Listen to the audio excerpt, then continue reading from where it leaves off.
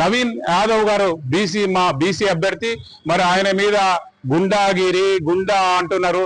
మరి ఎక్కడ గుండాగిరి చెప్పిండో? బీసీ అభ్యర్థులందరూ గుండాగిరి చేస్తారా? మరి వేరే వర్గాలు గుండాగిరి చేయరా?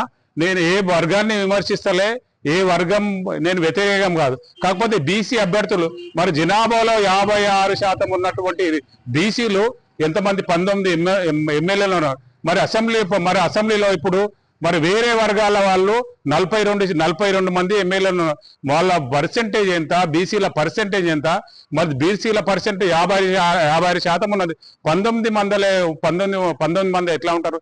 ఎస్సీ ఎస్టీలకు రిజర్వేషన్ల పరంగా అంబేద్కర్ మహానుభావుడు అంబేద్కర్ ఇచ్చిండు కాబట్టి మరి ఆయనకు రిజర్వేషన్ల పరంగా అన్ని ఇస్తున్నారు. అదే విధంగా మనకు జూబ్లీహిల్స్ లో రాష్ట్ర ప్రభుత్వాలు మరి ఇతర చుట్టుముట్టున్నటువంటి రాష్ట్రాలు జూబ్లీహిల్స్ వైపు చూస్తున్నాయి కాబట్టి బీసీ ఉద్యమం నడుస్తుంది కాబట్టి బీసీ నవీన్ యాదవ్ గుండాలు దాదాగిర్లు కావు. ఆయన గిట్ల క్యాండిడేటే, కాంగ్రెస్ ప్రభుత్వం ప్రకటించినటువంటి ఆయన గిట్ల క్యాండిడేటే కాబట్టి బీసీని గిట్ల గెలిపియాలని కోరుకుంటూ మరి జూబ్లీహిల్స్ లో బీసీ అభ్యర్థి గెలుస్తాడని మన ఇప్పుడు జరుగుతున్నటువంటి 4 కోట్ల మంది జనాలు ఒకటే ఎలక్షన్ జూబ్లీహిల్స్ లో జరుగుతున్న ఎలక్షన్ విధంగా చూసుకున్నట్టయితే అక్కడ బీఆర్ఎస్ గవర్నమెంట్ నుంచి మన మాగంటి గోపీనాథ్ గారి సతీమణి గారు సునీతమ్మ గారు ఖచ్చితంగా గెలవబోతున్నారు. ఎందుకంటే గత ప్రభుత్వంలో ఏ విధంగా అభివృద్ధి జరిగింది, ఒక గ్రామాల వైజే కొంచెం మిస్టేక్ కావచ్చు, కాకపోతే ఇప్పుడు హైదరాబాద్ లో ఖచ్చితంగా సునీతమ్మ గారు గెలుస్తున్నారు. అదే విధంగా అక్కడ ఉన్నటువంటి మేము మొన్న ప్రచారంకి వెళ్ళినప్పుడు అక్కడ సైలెంట్ ఓటింగ్ అనేది జరుగుతూ ఉంది. ఎందుకు జరుగుతుందంటే అక్కడ ఉన్నటువంటి ఆపోజిట్ క్యాండిడేట్ సరిగ్గా లేడు. ఇంకోటి అవన్నీ చెప్పుకుంటూ పోతే చాలా ఉన్నాయి. ఇప్పటికే పైసలకు ప్రలోభాలకు మభ్య పెట్టకుండా ఖచ్చితంగా బీఆర్ఎస్ గవర్నమెంట్ ఖచ్చితంగా నెక్స్ట్ టైం వస్తుంది.